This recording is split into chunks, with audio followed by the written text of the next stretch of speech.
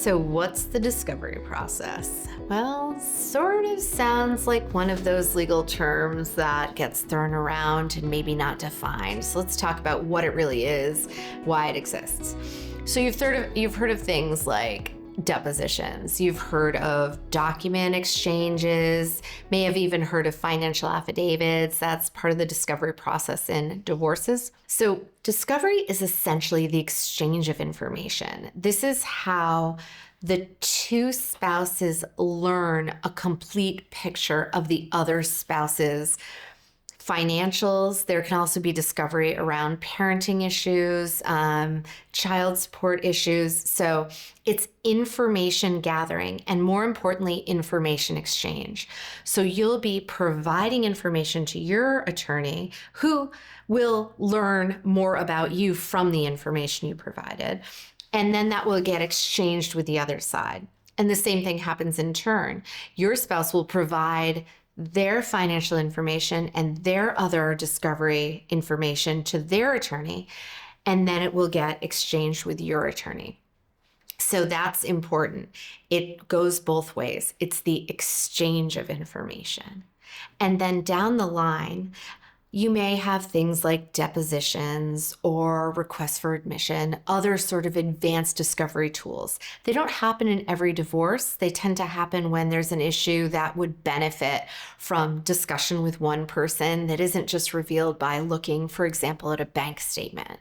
So discovery generally tends to start paper heavy and evolve based on what people learn on from those papers.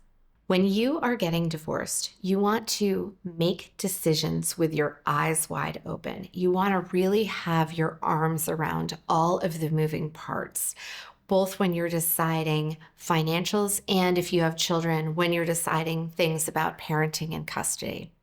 And discovery is the way we do that. We open our eyes by exchanging information with each other so that everyone understands the playing field and they can make the best decisions for themselves in the future. It's best if we can do it to make decisions at the time of the divorce with an eye to the future and not be trying to go back and fix things after the fact. Nothing's perfect. You're going to, if you're negotiating your divorce, you're going to make trades, you're going to not get 100% of everything that you want, and neither is your spouse. But you want to have the information present and available so that when you're making those decisions, they're rooted in reality and based on the best information available at the time. So that when you take that information and you compare it to your goals and priorities, both for the outcome of the divorce in terms of child support and alimony and property division and parenting, and your goals for the divorce itself, how long will it take? Will you make the decisions together with your spouse? Will the two of you reach an agreement? Or will you wind up asking a judge to decide?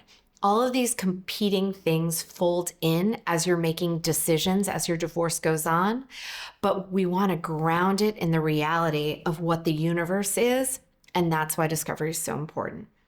Sometimes there's something sensitive that comes up in the discovery process. For example, say one of the spouses is involved in a business and that business's assets and financials are relevant to the divorce, but they really want to make sure that they're not making a public disclosure. Well, one of the ways we protect sensitive assets and still live up to our requirements to each other and to the court is by using tools to keep those things private, even though they're being exchanged in discovery. So you might agree that something will be exchanged subject to a confidentiality agreement. You might even file something under seal with the court. There are a lot of options, but the key is if there's something sensitive, be very upfront about it with your lawyer so they can give you the lay of the land on how we might be able to keep what shouldn't be in the public view more private. One of the most common mistakes I see people make in the context of discovery in a divorce is the decision to not turn everything over to their lawyer. It's not easy for your lawyer to fix something that they didn't know about.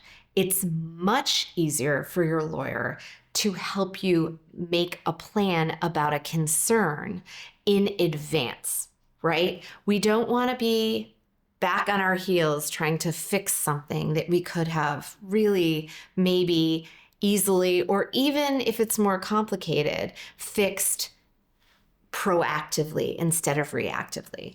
So when it comes to discovery, tell your lawyer what your concerns are so that they understand them, and let your lawyer give you the advice you need in order to try to address those concerns.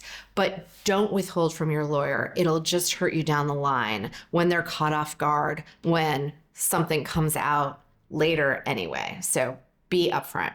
Another thing that is a mistake in discovery is dragging your heels. So discovery is annoying. It's annoying to gather all these documents. It's annoying to exchange them. It's time consuming, and it's a lot of work and downloading and maybe even going to a bank, and it's a little bit of a slog. But don't put it off, especially if one of your goals for your divorce is to get through it. Don't put it off. The sooner you share your discovery materials with your lawyer, the faster things tend to move. Now, that said, there is a little bit of gap in discovery where you're gathering things and giving them to your lawyer, and then they get sent to the other side. And at the same time, your spouse is gathering things and giving them to their lawyer, and then they get sent to you. So the time frame for discovery is minimally 60 days from the time that the most requests are served, right? So this is the initial most common discovery timeline. Later on, with something like a deposition, if there is one in your case, then it might be a much shorter timeline. But the one where there's a lot of work, where you're gathering a lot of documents yourself, you can turn them in and wish that you had your spouses at the same time, but really be thinking about a 2-month or more trajectory to make all that happen. But for you, what you can do, what you can control, is just bite the bullet, gather the documents, call the people, get them emailed to you, whatever it takes to get it over to your lawyer so that at least we're moving forward as quickly and efficiently and effectively as possible. One of the things that people experience during the discovery process in their divorce is that it feels like it takes a long time. And it does.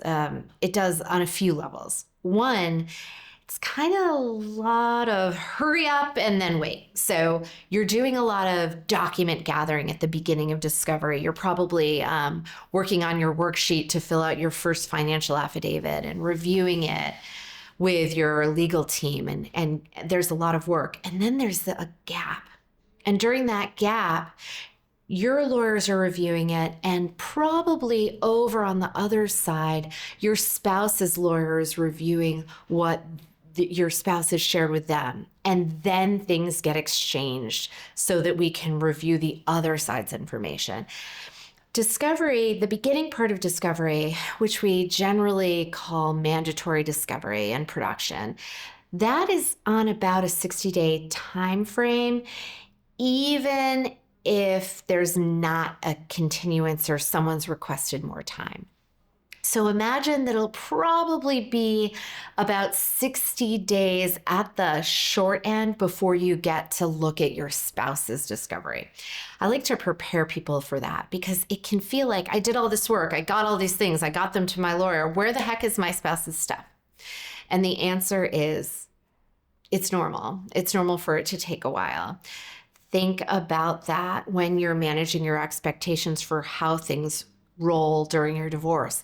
And also know that throughout your divorce, you're going to have to be updating things. You'll update your financial affidavit. You'll probably provide updated bank statements, or if you file another tax return because it's been a new tax season, you'll probably be providing those. There's an ongoing duty to update things. So discovery comes back.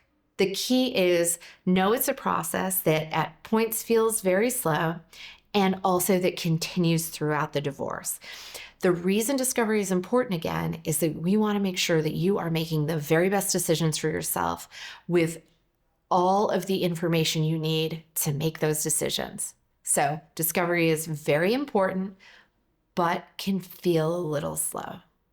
If you have any questions about discovery, just give us a call. We are happy to explain it. It's one of the really important parts of the divorce process that you're really integral to as a client.